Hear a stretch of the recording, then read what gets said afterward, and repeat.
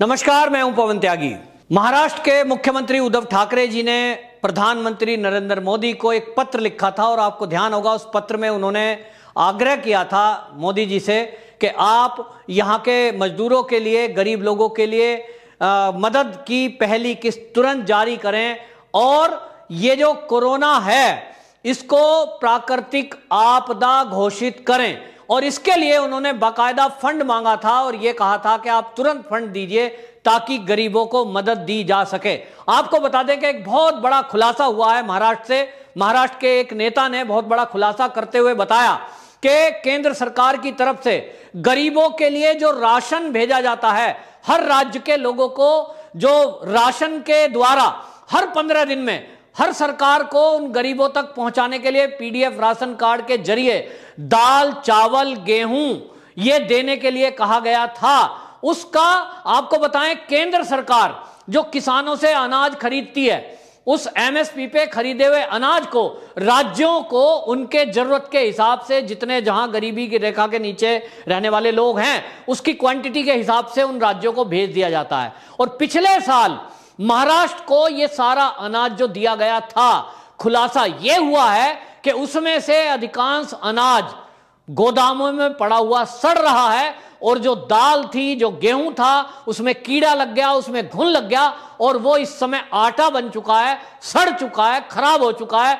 अब वो किसी को नहीं बांटा जा सकता और इसकी मात्रा इतनी ज्यादा है कि करोड़ों रुपए का अनाज महाराष्ट्र की सरकार की लापरवाही के चलते बर्बाद हो गया है। आपको बताएं, केवल मुंबई अगर महानगर की बात करें तो मुंबई महानगर में ये जो खाद्य सामग्री है जो केंद्र सरकार ने महाराष्ट्र सरकार को दी थी, इसमें से 300 टन चने की दाल, जी हां 300 टन, 18 टन तूर की दाल और 50 टन गेहूं ये बर्बाद हो गया है, सड़ गया।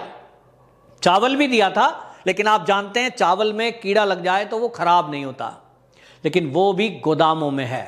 चावल कुछ बांटा है, लेकिन दाल और ये गेहूं, ये दोनों तरह की दाल बर्बाद कर दी है। और अकेले मैंने मुंबई महानगर के आंकड़े बताए हैं जहां 300 टन चने की दाल और 50 टन गेहूं, ये केवल मुंबई की बात है। पूरे महाराष्ट्र के अंदर क्या हालत होगी इसको आप समझ सकते हैं। और ये जो बर्बादी महाराष्ट्र की सरकार ने की है, इसको अभी तक गरीब लोगों को, जिनका ये हक था, जिनके लिए ये केंद्र सरकार ने दी थी, ये बांटने का कारण क्या है, क्यों नहीं बांट पाया? तो उस पर एक बीजेपी के नेता ने कहा कि जब मैंने छगन भुजबल जो कि इसके मंत्रालय को देखते हैं, तो उनसे जब कहा खाद्य विभाग के मंत्री से कि ये जो अनाज है, ये जो दाल है जिसमें कीड़ा लग गया और वो आटा बन गई, आप क्यों नहीं बांट पाए? तो कहते हैं जी भुजबल जी पे इस बात के लिए समय नहीं है, उनको टाइम नहीं मिला कि वो मैनेजमेंट करते कि किस तरह से गरीबों तक वो बांटा जाए। और बांटने के नाम पर वो सरकारें मौन हो गई, कोई जवाब नहीं देना चाह रहा। फिर उद्धव ठाकरे जी केंद्र सरकार से कौन सी मदद की बात कर रहे हैं? फिर एक बात आती है कि जब पहला नहीं बटा तो आगे से और दूसरा अनाज देंगे तो बांट तो उसको भी नहीं पाएंगे। और इसीलिए आपको बताऊं, महाराष्ट्र से आज जनता, आप जितनी भी ट्रेनें यूपी में आ रही हैं, जितनी रेलगाड़ियां बिहार को आती हैं, जितनी रेलगाड़ियां मुंबई से, महाराष्ट्र से झारखंड को जाती हैं, आप उन सबका हाल देख लें। बल्कि हालत यह है कि रेलवे विभाग को विशेष रेलगाड़ियां चलानी पड़ रही हैं। वहां से आने वालों की संख्या को देखते हुए और पिछले साल के अनुभव को देखते हुए रेलवे मंत्रालय ने यह तय किया कि रेल की संख्या बढ़ाई जाएगी, बोगी बढ़ाई जाएंगी, क्योंकि यूपी, बिहार और झारखंड आने वाले लोग बहुत ज्यादा संख्या में हैं। क्योंकि उन लोगों का कहना है कि महाराष्ट्र की सरकार उन गरीबों को ना तो राशन दे पा रही है, ना उनको अन्न दे पा रही है, ना वहां दवाइयों की कोई व्यवस्था है, ना हॉस्पिटल में कोई जगह है, मरने को छोड़ दिया है। और इसलिए लोगों ने तय किया इससे तो अपने गांव जाना ठीक है।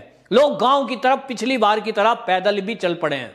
लेकिन महाराष्ट्र की सरकार तो महाविकास सरकार है, नाम रखा है महाविकास अघाड़ी, लेकिन खुलासा हुआ है महाविकास वसूली। तो वसूली में लगे हुए हैं, पुलिस वाले भी कमाई में लगे हुए हैं। कोरोना रिपोर्ट ले लो, फ्री में नहीं, पैसे देने पड़ेंगे 500 रुपए। क्वारंटाइन सेंटर ले लो, पैसे देने पड़ेंगे 10 से 15 हजार रुपए। और उद्धव ठाकरे जी एक बहुत सोची समझी रणनीति के तहत मोदी जी को पत्र लिखते हैं कि इस कोरोना को प्राकृतिक आपदा घोषित करें। तो आपको एक बहुत राज की बात बताता हूं कि यह उद्धव ठाकरे जी ने जो पत्र में लिखा कि कोरोना को प्राकृतिक आपदा घोषित करें, ये उनके शब्द नहीं है। इसके पीछे बहुत बड़ी साजिश है, और इसके पीछे साजिश उस पार्टी की है जिसने चीन से समझौता किया हुआ है।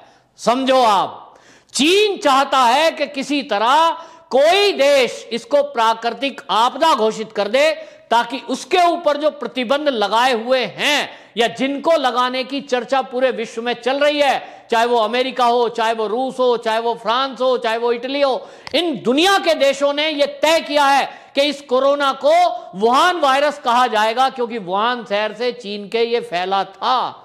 चीन ने इसका ऑब्जेक्शन किया था, लेकिन अब भारत में बैठे हुए उसके दलाल, चीन के पिट्ठू, वो ये चाहते हैं कि भारत इसकी शुरुआत करे। और भारत में जैसी राजनीति देखने में आई है कि दबाव की राजनीति लोग करते हैं विपक्ष के, और बड़ी चालाकी से वो एजेंडे पर काम करते हैं। चीन के कहने से, किसी के दबाव में शायद उद्धव ठाकरे ने, शायद कह रहा हूं मैं, श्योर मैं नहीं हूं, क्योंकि श्योर तो बताएंगे उद्धव जी कि उन्होंने इसको प्राकृतिक आपदा घोषणा क्यों करवा रहे हो, इससे आपका लेना देना क्या है। 1 साल से कोरोना चल रहा है भाई, सरकारें व्यवस्था कर रही है, केंद्र आपको जरूरत मदद दे रही है। आपको हॉस्पिटल के लिए वेंटिलेटर चाहिए थे, स्वदेशी वेंटिलेटर मिल रहे हैं। आपको वैक्सीन चाहिए थी, आपको केंद्र वैक्सीन दे रहा है। आपको दवाइयां चाहिए थी, वो दवाइयां दी जा रही है क्लोरोक्विन की। फिर क्या चाहिए? तो आपको व्यवस्थाएं करनी थी, वो नहीं कर पाए, फेल हो गए। फेल हो गए या फेल कराया गया, यह भी एक बहुत बड़ा सवाल है। कुछ लोग कह रहे हैं कि महाराष्ट्र ने जानबूझ के ढील दी ताकि इस बीमारी को महामारी का रूप दिया जा सके, और आज पूरे देश के 60% कोरोना के मरीज केवल महाराष्ट्र में हैं। तो क्या यह एक साजिश के तहत किया गया है? यह जांच का विषय है। केंद्र सरकार इसकी जरूर जांच कराए, मैं इस चैनल के माध्यम से कहना चाहता हूं, क्योंकि एक शक है कि यह एक साजिश के तहत किया गया है। क्योंकि एक विस्फोटक स्थिति पूरे देश में हो जाए, तब इसको चीन ये घोषित करा ले जाए भारत में कि इसको प्राकृतिक आपदा घोषित कर दें। क्योंकि आपको बताएं, प्राकृतिक आपदा घोषित होते ही वो जो फंड में पैसा है, उस फंड पर नजर है, और फंड है जो सरकारें हैं, उन सरकार के पास आपको बता दूं 4200 करोड़ रुपया ये इकट्ठा हुआ है एसडीआरएफ के नाम पर, state disaster relief fund. Maharashtra के पास, महाराष्ट्र सरकार पर SDRF, state disaster relief fund नाम से 4200 करोड़ रुपया इकट्ठा है। अब यदि प्राकृतिक आपदा यह बीमारी घोषित हो जाती है, तो इस फंड के इस्तेमाल को आप अपनी मनमर्जी से कर सकते हैं। फिर आप जैसा कह रहे हैं कि हम प्रति व्यक्ति 100 रुपए बांटेंगे, बच्चे को 60 रुपए देंगे, और वो देंगे कैसे? अपनी स्टाइल में, जो महाविकास उघाई सरकार में चला। तो इसलिए ये चाहते हैं कि ये पैसा यूज करने की छूट मिल जाए। और आपको बताएं कि ये जो डिजास्टर का फंड है, इस फंड में ये दिया जाता क्यों है, बनाया क्यों गया है, ये आपको बताएं 2005 में बनाया गया था ये। और ये इसलिए बनाया था कि यदि देश में भूकंप आए, जैसे महाराष्ट्र में समुद्र है तो सुनामी आए, यदि कहीं जो है भूस्खलन आ जाए, बाढ़ आ जाए, सूखा पड़ जाए, तब उस स्थिति में इस फंड का इस्तेमाल उनको राहत देने के लिए किया जाए जो उससे प्रभावित हों। और इसलिए यह फंड बनाया गया। इसमें 75% भागिता, जो सहभागिता केंद्र की होती है, और 25% राज्य की होती है।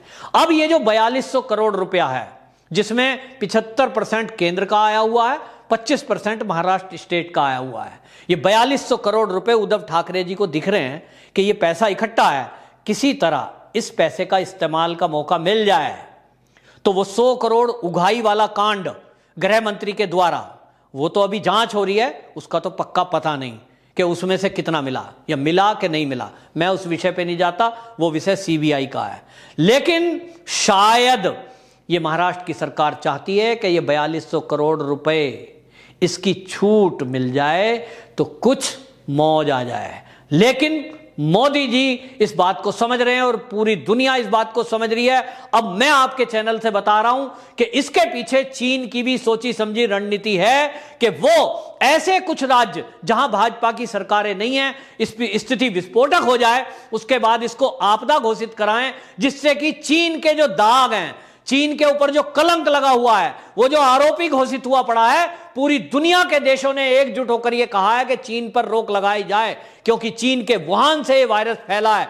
तो वो चीन नहीं चाहता कि उसका नाम लिया जाए। इसको प्राकृतिक आपदा घोषित यदि कर देगा भारत, तो उसके बाद वो पूरी दुनिया में कहेगा, देखिए भारत में प्राकृतिक आपदा है, ये तो प्रकृति से फैला है, ये तो मौसम के बदलने से हुआ है, इसमें चीन का कोई हाथ नहीं है। तो जो लोग इस तरह की मानसिकता लेकर भारत में बैठे हैं, वो भारत के तो गद्दार हैं ही, वो इस देश की जनता के भी गद्दार हैं। वो भारत के गद्दार, वो चीन के दलाल, वो चीन के एजेंट यहां बैठे हैं और वो खाते भारत का है लेकिन गाते चीन का है और पाकिस्तान का है। इसकी चाल के पीछे मुझे जो सोच नजर आती है वो ये नजर आती है, अब ये असली मैटर क्या है, ये जांच का विषय है। केंद्र सरकार इसकी जांच जरूर कराए कि ये जो मानसिकता है, क्या इसके पीछे कुछ इस तरह की सोच है उद्धव ठाकरे जी की कि इसको प्राकृतिक आपदा घोषित करने के लिए उन्होंने पत्र क्यों लिखा।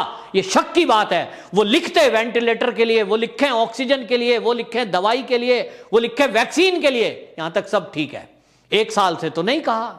आज आपको 1 साल बाद यह कैसे याद आया कि इसको प्राकृतिक आपदा लिख दें, घोषित कर दें। तो कुछ लोग कहते हैं कि चीन ऐसा कराना चाहता है। तो कहीं ऐसा तो नहीं कि कांग्रेस के दबाव में आपने ये पत्र लिखा हो, ये उद्धव ठाकरे जी बताएंगे। खैर, ये जनता का एक शक है, वो कितना सही है या नहीं, ये फैसला जनता को करना है या केंद्र सरकार करेगी, उसकी जांच एजेंसियां करेंगी। लेकिन फिलहाल इतना तय है कि अब उद्धव ठाकरे जी, जब जो केंद्र से मदद पहुंची है गरीबों के नाम पर, जो दालें पहुंची, जो गेहूं पहुंचे, उसको नहीं बांट पाए, वो बर्बाद कर दिया। करोड़ों रुपए की दाल बर्बाद हो गई, करोड़ों रुपए का गेहूं बर्बाद हो गया।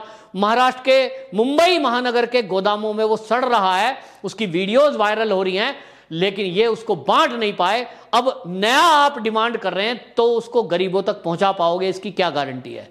आप पिछले साल भी नहीं दे पाए। जो गरीब बिहार के थे, जो झारखंड के थे, जो यूपी के थे, जो मध्य प्रदेश के थे, वो सब भूखे मरे। उन्होंने कहा कि हमें रोटी नहीं मिली, खाने को नहीं मिल रहा है, क्योंकि लॉकडाउन था, दुकानें बंद थी, घरों में राशन नहीं था, गरीबों के पास नौकरी नहीं थी। तो वो गरीब लोग आज भी महाराष्ट्र को छोड़ने के लिए जा रहे हैं, छोड़ के। लेकिन उद्धव ठाकरे जी को और इस महाविकास आघाड़ी को कोई फर्क नहीं पड़ता। जिस तरह का कारनामा इनका सामने आए दिन आ रहा है कि पुलिस कोविड की रिपोर्ट दे रही है, नेगेटिव रिपोर्ट, और बॉर्डर पार करा देती है पैसे लेकर।